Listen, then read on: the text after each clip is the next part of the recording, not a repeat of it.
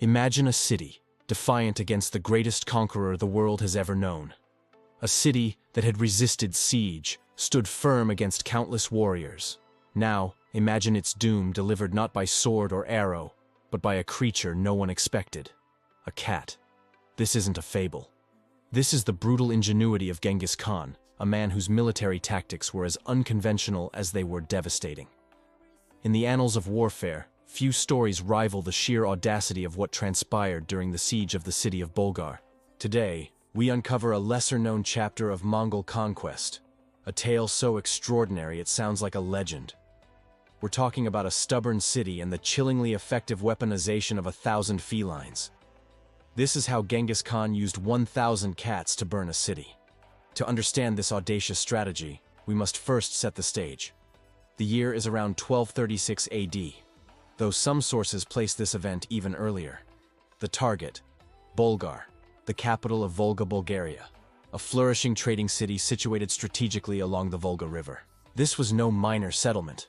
Bolghar was a major economic and cultural hub, renowned for its formidable defenses and the resilience of its people. By this time, Genghis Khan had already established an empire stretching from the Pacific to the Caspian Sea. His campaigns were marked by relentless speed, psychological warfare, and an almost supernatural ability to adapt.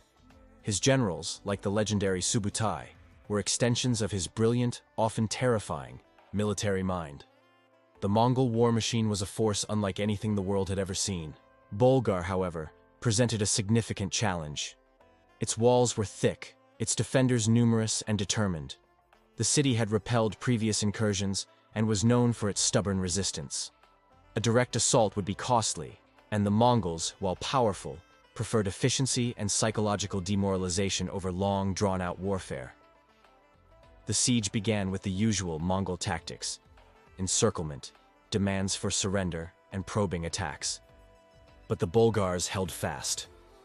Days turned into weeks, perhaps even months. The conventional methods just weren't working. This was a drain on resources and, more importantly, a blow to the Khan's aura of invincibility. Genghis Khan was a master of observation. He meticulously studied his enemies, their strengths, and crucially, their weaknesses. During the prolonged siege, he must have noticed a fundamental vulnerability within Bolghar: its architecture.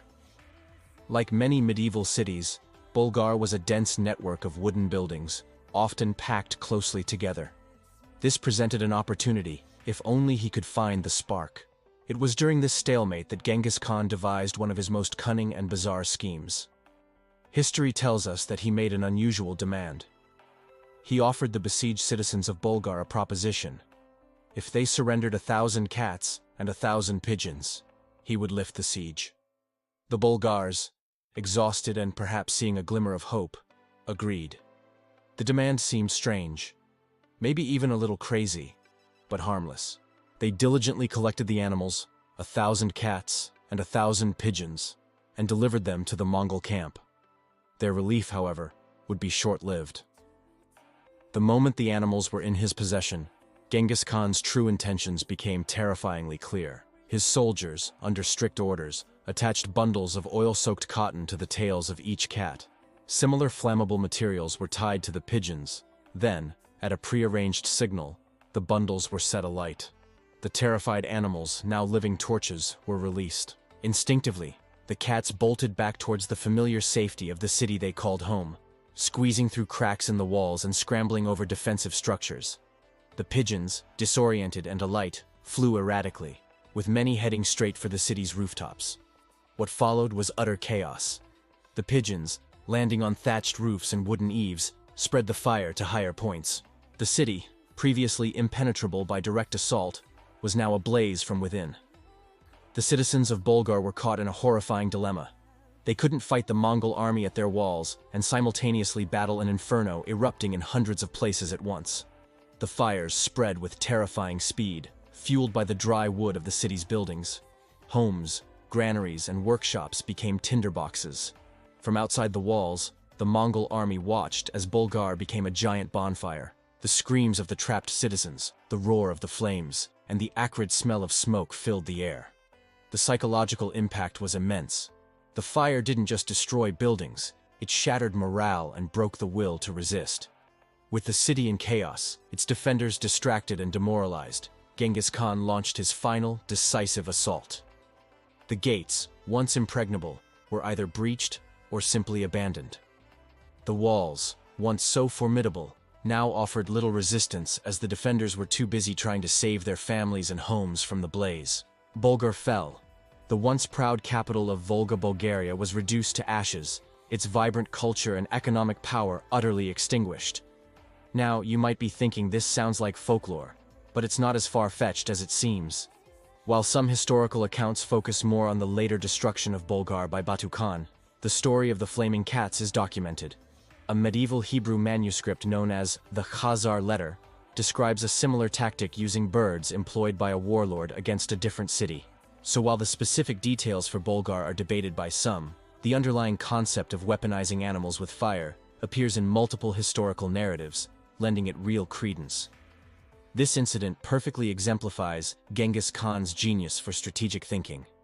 He didn't just conquer, he innovated. He understood the power of surprise, the psychology of fear, and the devastating potential of leveraging an enemy's own environment against them. The flaming cat strategy was not an isolated case of Mongol ingenuity. They were masters of reconnaissance, gathering intelligence on their enemies' cities, resources, and even customs. They used advanced siege engineering, often with captured engineers, to build massive trebuchets. Their entire military doctrine emphasized speed and mobility, allowing their cavalry to appear seemingly out of nowhere. The use of fire in warfare wasn't new, of course, but Genghis Khan's method was uniquely insidious.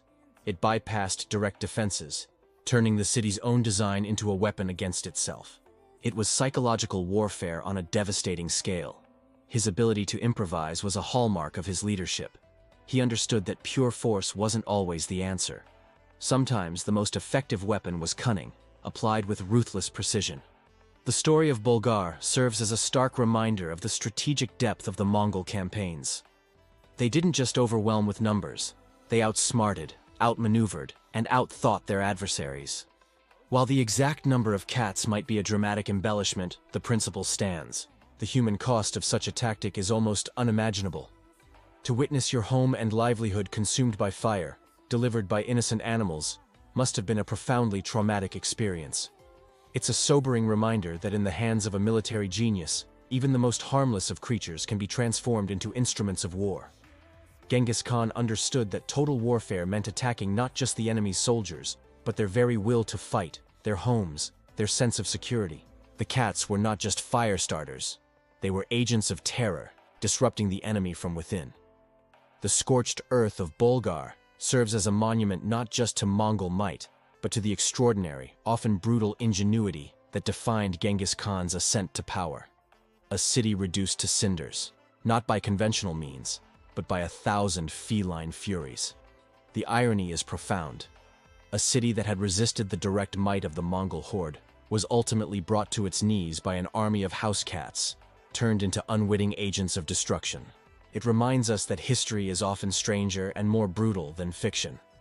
Thanks for watching.